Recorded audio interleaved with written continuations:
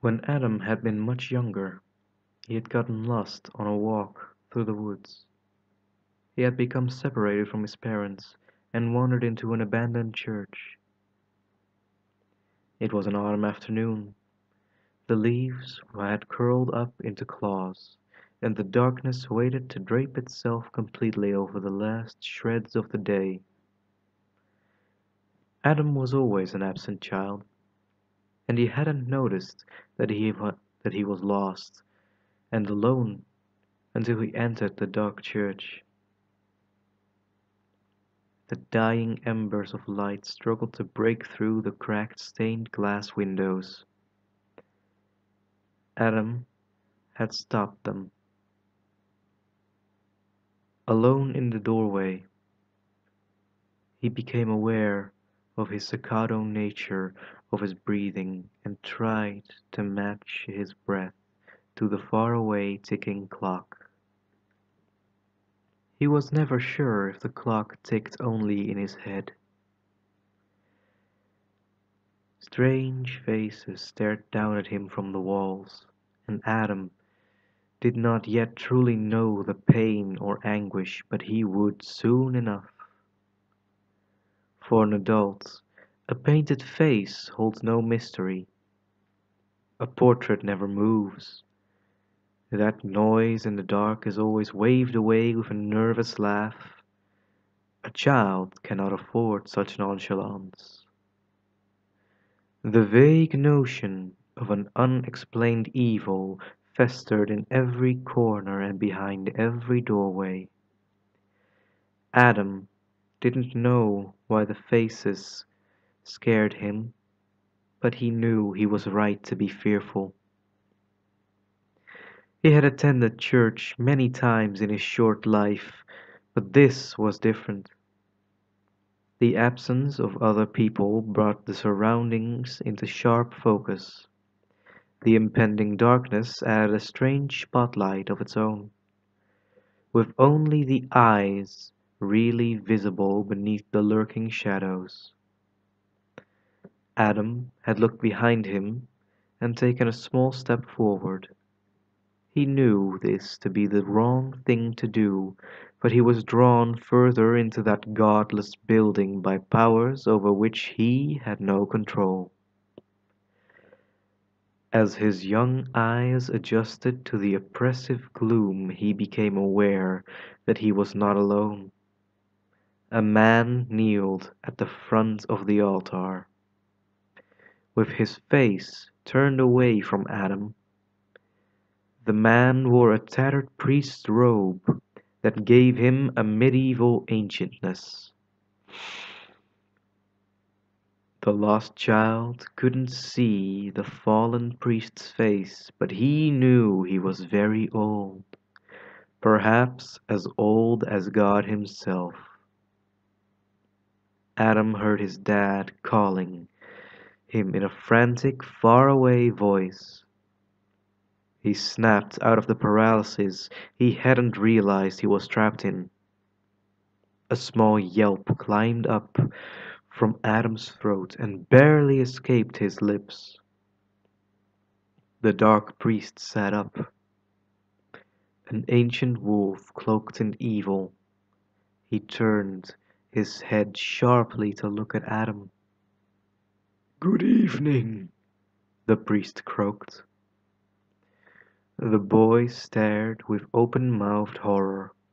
His blood plunged to freezing cold levels as his heart played a demented beat in his chest.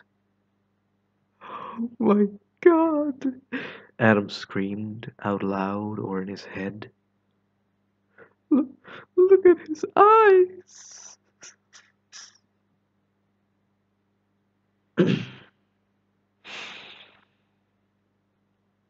The party had been Adam's idea.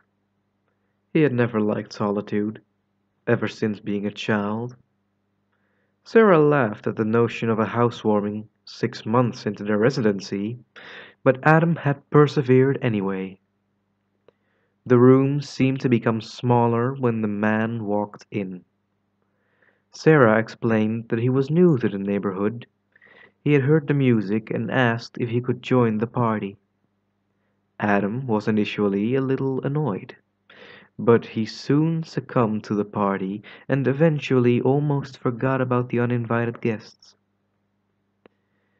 He saw him in glimpses, a face between branches. Adam did not recognize the man, but something about him felt familiar.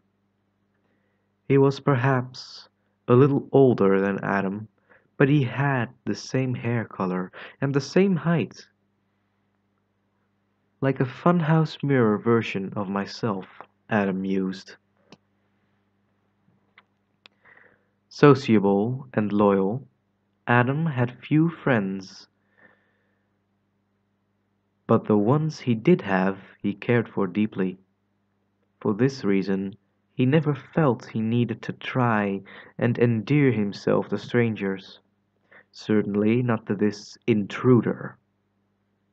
He heard snippets of conversations from him, whoever, and was surprised to hear that he was an architect, as Adam was himself.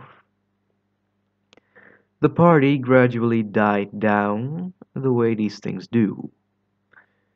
When the first couple left, the rest of the guests dutifully started to leave in drips and drabs, lemmings off to the next cliff face. Sarah had taken her younger sister home in her car, and Adam was reluctantly starting to tidy the blood and guts of the party away. When he became aware, there was only him and the guest left in the room. "So, I hear you're an architect as well as I hear?" asked Adam, extending his right hand. "Well, my name is Adam.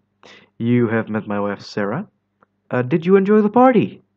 he continued, trying to sound interested and somewhat failing. "I did, thank you. I'm Adam as well." The guest smiled, returning Adam's handshake with a robust squeeze. "You live alone?" Adam shouted over his shoulder whilst carrying plates over to the sink. "No, my wife isn't joining me for another week, though. You're not going to believe this, but she is called Sarah as well." Adam hesitated on the plate he was scraping and tried to clear his muddled head to really concentrate on what the guy was saying. "Sarah, you say? Ha! No kidding. Well, isn't that just the strangest thing? You'll be telling me you have a dog called Styx next." Adam laughed. "I do," the guest responded, lowering his voice. "My dog is called Styx." Adam looked at the guy for the first time, properly looked at him. He wasn't cheap. He wasn't a cheap circus trick after all. Adam may as well have been looking at himself in his own bathroom mirror. The guest was as the spitting image of the beleaguered host. Adam tried to speak, but the man brought his fingers to his lips. "I have a dog called Styx. I am an architect. My wife is Sarah Smith." "Now hold on," Adam interrupted. "Just hold on now. That can't be. I am an architect. My wife is Sarah Smith. I am Adam Smith," the guest thundered. He screamed it over and over. Adam's mouth hung open as each word seared into his brain. His thoughts spread too thinly and snapped before they could formulate anything that made sense. And then he looked into the doppelganger's eyes, and he knew. He knew it had come back for him. The thing sped towards Adam and viciously gouged out his right eye. Before Adam could scream, the priest grabbed a kitchen knife and plunged it into Adam's throat, silencing him forever. Disposing of Adam's body, the creature lifted a layer of reality, like a curtain, and unceremoniously dumped Adam into nothingness, the same place that insanity comes from. When Sarah came home, she found Adam holding their child. "Good evening," the thing, looking like Adam, said. The wind and the rain jostled for the position as a gale shook the foundations of the house. The baby trembled and began to cry. Guests by Rob Johnson. Narrated by Sirrmo B. And as always, good night. Sleep tight. Don't let the monsters bite. And enjoy the madness.